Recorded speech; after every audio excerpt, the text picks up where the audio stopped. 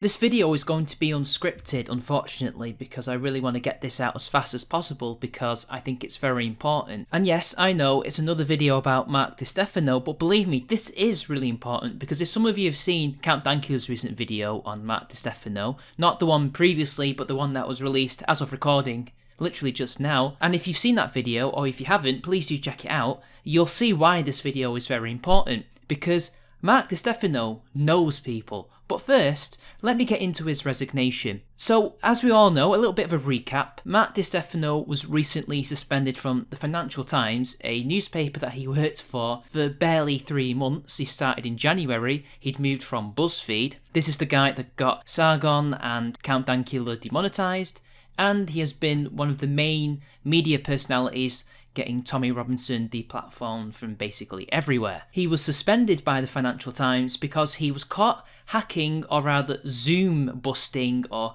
whatever it's called, the Independent and Evening Standard newspapers conference call on, of course, the app Zoom. He was listening in, he was trying to gather information on their actions regarding pay, salary, things like that in regards to COVID, because they were talking about wage cuts, maybe even potential layoffs, very important corporate business things that, to be honest, were really none of his business. We still don't really know why he did it, who sent him, did he do it on his own, did the Financial Times tell him to do it, but we don't know. But nonetheless, he got caught because of his own stupidity, he left a paper trail, and he live tweeted all these things that he was getting from the conference call on Twitter. Yes, that's exactly what he was doing, and that's how he got caught, as well as maybe some police involvement, but we don't know. He's a very lucky boy in the sense that he's not getting criminally charged by the Independent and Evening Standard, but that didn't stop him from potentially being sacked. And well, literally yesterday he announced his resignation. This could easily be the usual case where somebody announces their resignation, but really what has happened is they have been sacked. We've seen it time and time again. It's just a euphemism. Maybe he did resign. Maybe he decided that before they could pull the plug on him,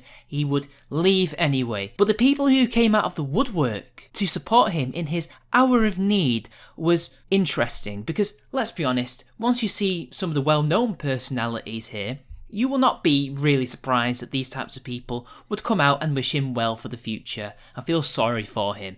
But the ones that you may not know, well, they should concern you, especially some who are linked to the very platform that I am literally recording this video for. Unless it's BitChute, which will be out immediately afterwards. Anyway, here is the tweet where he announces his resignation. Hi, letting everyone know today was my last day at the FT. This afternoon I offered my resignation. Thank you everyone who has given support. I'm now going to take some time away and log off.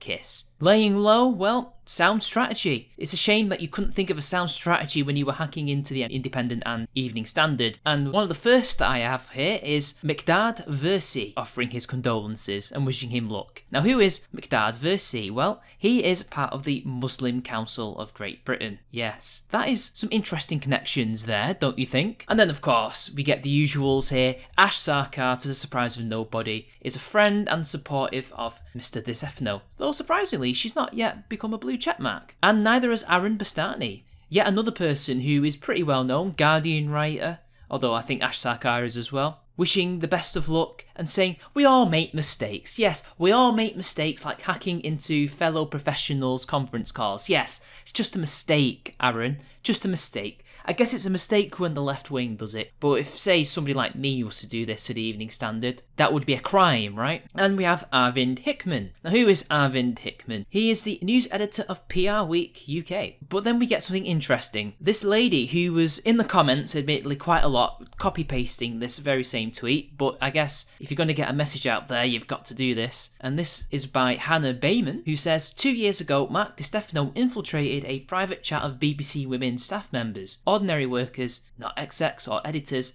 and published our conversations along with a string of inaccuracies. Never called anyone to verify or give right of reply. It's not journalism. But of course, Arvind wasn't aware of any of this stuff that he did, or the indie stuff apparently. He's just written good work. I don't believe for a second that he'd never heard of that. That was all over the media.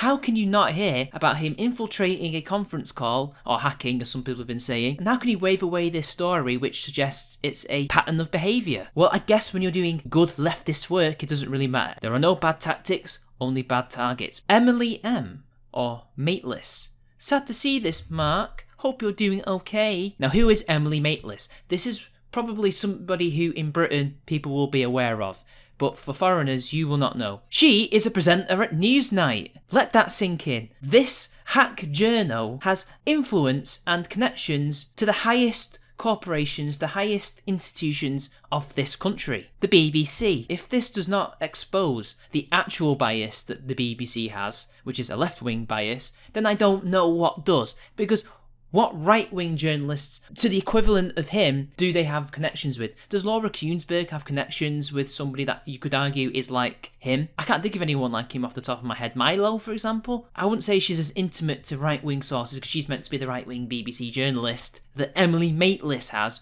where she's saying good luck for the future. Oh, I'm going to miss you. Seriously. Pippa Crera, I hope I'm pronouncing that right. Sounds Irish. Oh mate, sorry to hear this.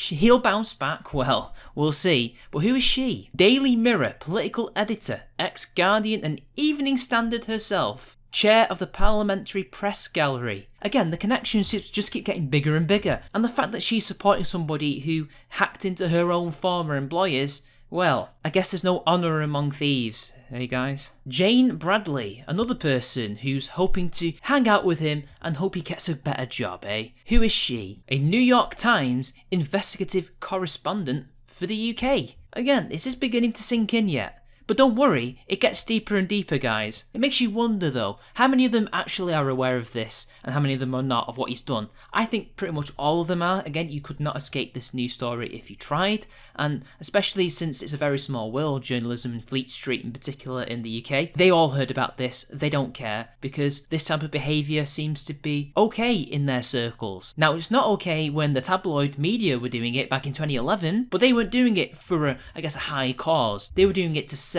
stories and newspapers.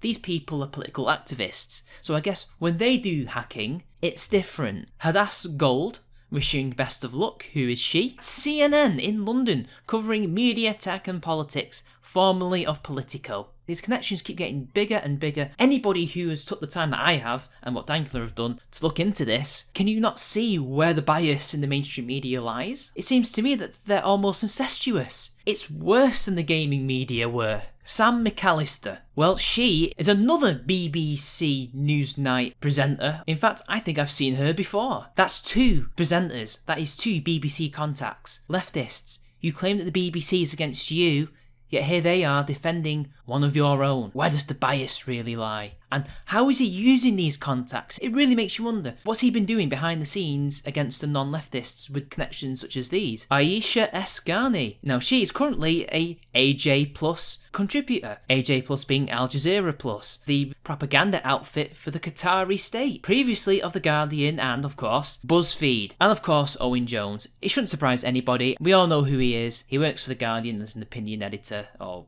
journalist, whatever. He doesn't actually go out there and investigate things. Dino Sophos, editor of BBC News podcasts. Oh, and look, curator of the award-winning Brexit cast. But of course, I would be remiss to show perhaps the most sinister one. This is Ben McOwen Wilson, Managing Director, YouTube UK and Regional Director of YouTube. He is basically the regional manager of this entire country. I might be reading that wrong, but this is his job. He is one of the main men for YouTube UK.